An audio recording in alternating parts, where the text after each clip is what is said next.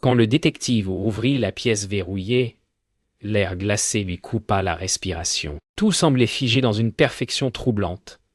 Le lit soigneusement fait, la fenêtre entr'ouverte sur la pluie, et cette odeur métallique qui s'accrochait au silence. Sur le mur, des photos de victimes, classées comme des trophées.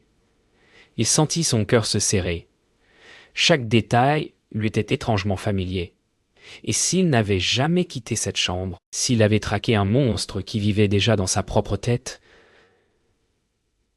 la vérité était là, tapie dans la pénombre, attendant qu'il ose regarder. Quelques heures plus tôt, Mark sortait d'un interrogatoire difficile.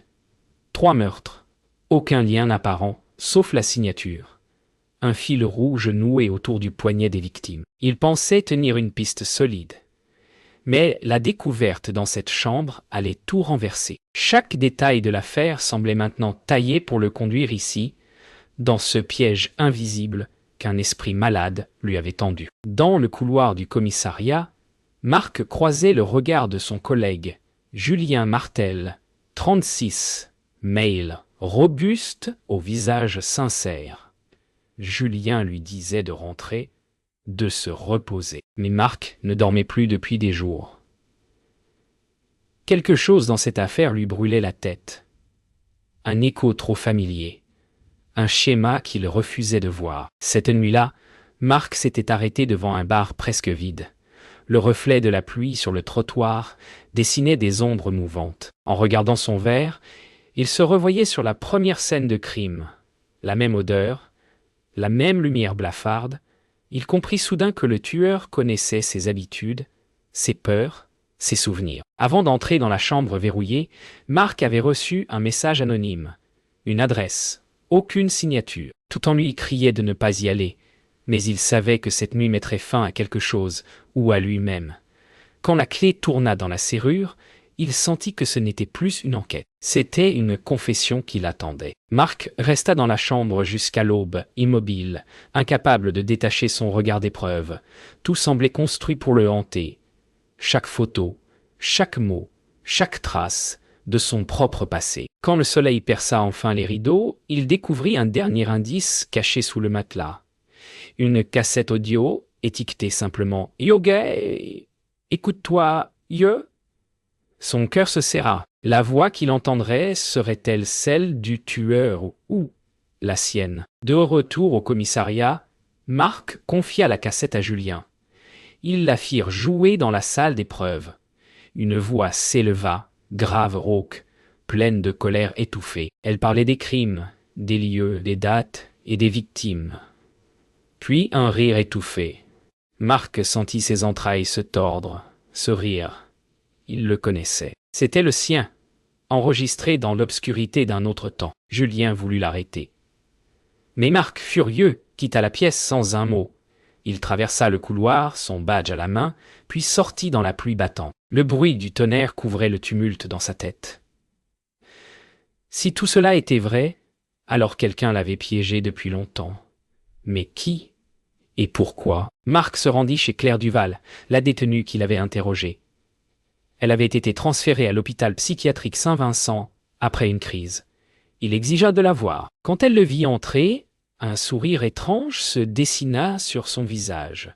« Yoga, vous avez enfin compris, inspecteur. »« Yo, dit-elle doucement. Elle lui raconta alors qu'un homme, il y a des années, l'avait manipulée pour tuer. Et cet homme, selon elle, portait le même regard que lui. Avant de partir, Claire lui murmura une adresse. « Et Yogel est là où tout a commencé ?» Mark nota le nom de la rue, une petite maison en périphérie, qu'il connaissait sans savoir pourquoi. En roulant vers ce lieu, les souvenirs revinrent. Un vieil homme, un cri, un incendie. Tout s'emboîtait soudain comme un cauchemar reconstitué. Et dans son rétroviseur, il crut voir une silhouette assise à l'arrière, fixant son regard. La maison de la vieille adresse semblait figée dans le temps. Mark gara sa voiture sous les arbres tordus et avança dans le silence. Le portail rouillé grinça comme un cri étouffé. À mesure qu'il approchait, les souvenirs se précisaient. Il avait déjà été là. Dans son enfance, une demeure abandonnée qu'un voisin disait hantée. Et sur la porte, il trouva son propre nom gravé dans le bois, avec une date, celle du premier meurtre. À l'intérieur, l'odeur d'humidité et de cendre le prit à la gorge. La maison semblait intacte depuis l'incendie de jadis. Dans le salon calciné, il découvrit une photo encadrée. Un petit garçon à côté d'un homme souriant. L'enfant, c'était lui. Et l'homme, son père, disparu mystérieusement 25 ans plus tôt. Au dos de la photo, un mot griffonné. Le sang se répète. Une porte grinça dans le couloir. Marc leva sa lampe. Une silhouette d'homme venait d'apparaître au fond. Grande, immobile, les traits effacés par l'ombre. Il appela, mais aucun son ne répondit. La silhouette bougea lentement avant de disparaître. Marc s'avança, son cœur battant à tout rompre. Quand il entra dans la pièce, la silhouette avait disparu, mais sur le mur, un message était écrit au couteau. Tu n'as fait que recommencer. Il fouilla la cave et trouva une boîte métallique couverte de poussière. À l'intérieur, des cassettes, toutes marquées d'un nom différent. Certaines portaient les dates des meurtres. Une seule restait sans étiquette. Tremblant, il la glissa dans son vieux lecteur. La voix qui s'éleva n'était pas celle de son père. C'était encore la sienne, plus jeune, plus dure, pleine de rage contenue. « Yoga, tu devais finir ce qu'il avait commencé. » Yo. Quand la voix se tut, Marc resta pétrifié. Il comprenait maintenant.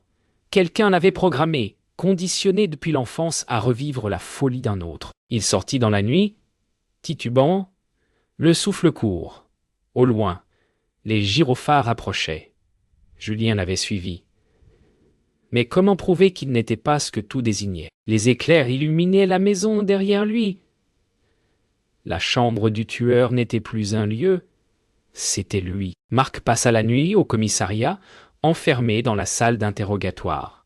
Julien avait insisté pour qu'il se repose, mais aucun sommeil ne vint. Les images du passé se mêlaient au dossier étalé sur la table. Le visage de son père apparaissait sur chaque photo, comme une ombre imprimée dans la mémoire. À l'aube, Marc prit une décision. Il devait retrouver le psychiatre qui, des années plus tôt, avait traité son père avant sa disparition. L'hôpital psychiatrique de Saint-Clair semblait hors du temps, isolé sur une colline grise.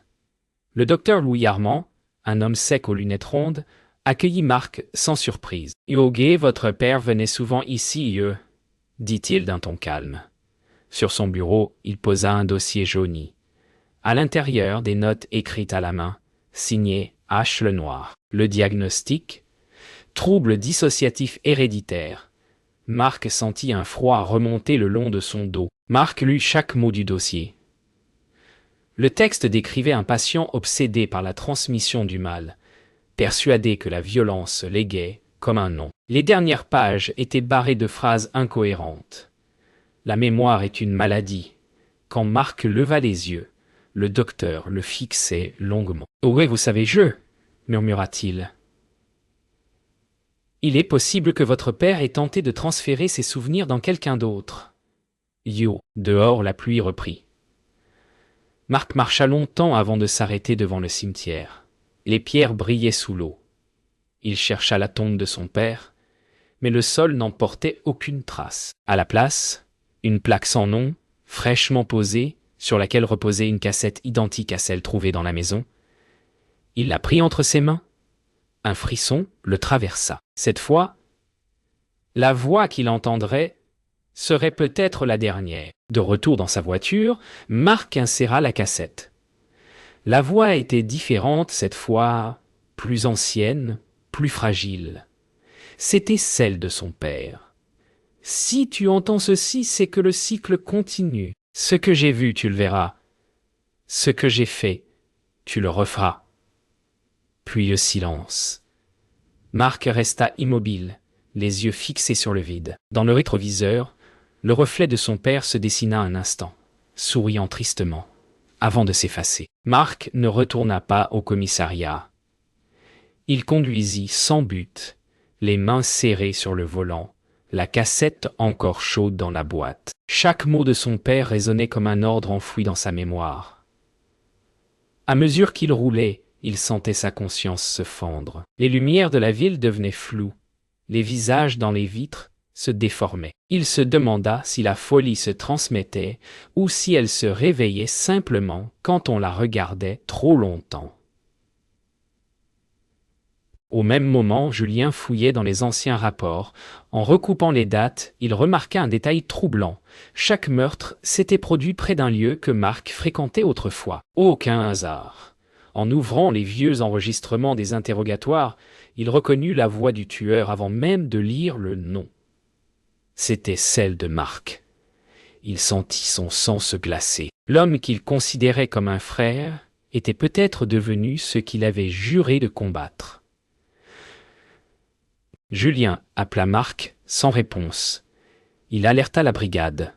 Une traque s'engagea dans la ville. Pendant ce temps, Marc se réfugia dans une chambre d'hôtel près du port. Face au miroir, il tenta de se convaincre qu'il était toujours lui-même. Mais derrière son reflet, une autre expression apparaissait, celle de son père, mêlée à la sienne, comme si deux esprits partageaient le même corps. Alors, il comprit. Il ne pourrait jamais échapper à ce qu'il portait. Les policiers encerclèrent l'hôtel à l'aube. Marc, assis sur le lit, entendait les sirènes se rapprocher. Il prit la dernière cassette qu'il avait trouvée, l'inséra dans le lecteur et écouta. Une voix, ni tout à fait la sienne, ni celle de son père, murmurait « Le tueur ne naît pas, il se réveille. » Il éteignit le lecteur, ferma les yeux. Dehors, les pas résonnaient dans le couloir. Julien entra le premier. Marc ne résista pas. Il leva simplement les mains, le regard vide. « Yoga, c'est fini, Marc, oh !» dit Julien doucement. Mais le détective répondit. « Oh, non !» Un détective répondit « non, ça ne fait que recommencer. » Yo, en quittant la chambre, Julien remarqua le miroir fêlé. Dans le reflet, il crut voir deux silhouettes superposées, comme si Marc n'était plus seul depuis longtemps. Marc fut interné à l'hôpital psychiatrique Saint-Vincent, le même où Claire Duval avait été placée. Les murs blancs, les portes verrouillées et les couloirs silencieux semblaient le ramener à chaque instant dans sa propre tête. Les médecins parlaient de dissociation aiguë pointant. Julien venait parfois le voir sans dire un mot. Parfois, Marc se mettait à rire seul, comme s'il répondait à une voix que personne d'autre n'entendait. Le docteur Armand reprit son traitement. Il nota dans son dossier que Marc oscillait entre lucidité et confusion, parfois convaincu d'être deux hommes à la fois. Lors d'une séance, Marc déclara qu'il se souvenait d'un crime qu'il n'avait pas commis. Le docteur lui demanda d'où venait ce souvenir. Marc répondit simplement « Yo bé de lui. Yo » et il désigna son reflet dans la vitre. Une nuit, l'électricité sauta dans l'aile nord. Marc, enfermé dans sa chambre, entendit des pas. Une ombre passa sous la porte. Puis une voix, douce, semblable à celle de son père. « Je t'avais dit que tu reviendrais ici. » Marc se leva, tremblant. La poignée tourna lentement, alors que la lumière clignotait dans le couloir. Quand la porte s'ouvrit, il n'y avait personne. Seulement un miroir posé contre le mur. Le lendemain, le docteur Armand trouva le miroir. Il demanda à l'infirmier de le retirer, mais Marc refusa de le laisser partir. « C'est tout ce qu'il me reste de vrai ?» dit-il. Le docteur nota un comportement paranoïaque aggravé. Pourtant, cette nuit-là, quand il consulta les caméras de surveillance, il vit autre chose. Deux silhouettes distinctes dans la cellule de Marc, se déplaçant de manière opposée. Julien revint voir Marc une dernière fois. Il le trouva calme, presque apaisé. Marc lui dit « Oh gars, tu n'as plus besoin de chercher le tueur. Il est en sécurité maintenant. » Oh, quand Julien demanda, ou Marc répondit en souriant « Aigué dans le miroir. » En sortant, Julien jeta un dernier regard à la vitre. Pendant une seconde, il crut voir deux visages côte à côte. et l'un d'eux le fixait. 2 semaines plus tard, une série de meurtres frappa la région. Même signature, un fil rouge autour du poignet, un mot sur le mur. Réveil. Julien assista, incrédule, à la ressemblance parfaite avec les affaires closes. Marc était interné, sous surveillance constante. Pourtant, les crimes continuaient. Dans un recoin de son esprit, Julien sentit un doute s'installer. Et si Marc n'avait été qu'un miroir? Julien retourna à Saint-Vincent. Dans la chambre de Marc, tout semblait en ordre. Mais le miroir avait disparu. L'infirmier affirma qu'il n'y avait jamais eu de miroir là. Sur le lit, une feuille pliée l'attendait. Le reflet a besoin de la lumière. En sortant, Julien croisa une patiente vêtue de blanc. Son visage lui sembla familier, celui de Claire Duval. Pourtant, elle était morte 2 ans plus tôt. Cette nuit-là, Julien fit un rêve étrange. Il était dans la chambre du tueur, celle du début. Les murs respiraient, les cadres saignaient, et sur le lit reposait Marc, endormi, tenant un miroir contre sa poitrine. Julien s'approcha, et son propre reflet lui répondit, avant même qu'il parle. « Égay, tu es venu trop tard. » Yo, il se réveilla en sursaut, couvert de sueur, avec la certitude qu'il devait retourner à la maison brûlée. Dans les ruines encore humides de la maison, Julien trouva un miroir intact, posé sur la cheminée. Son propre reflet le fixait avec un calme dérangeant.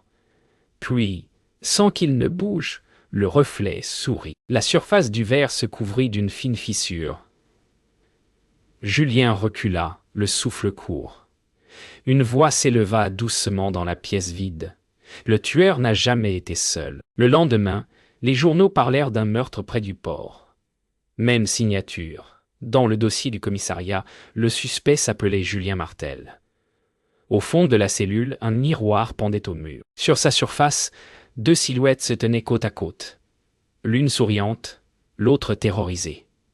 La chambre du tueur avait trouvé un nouvel occupant.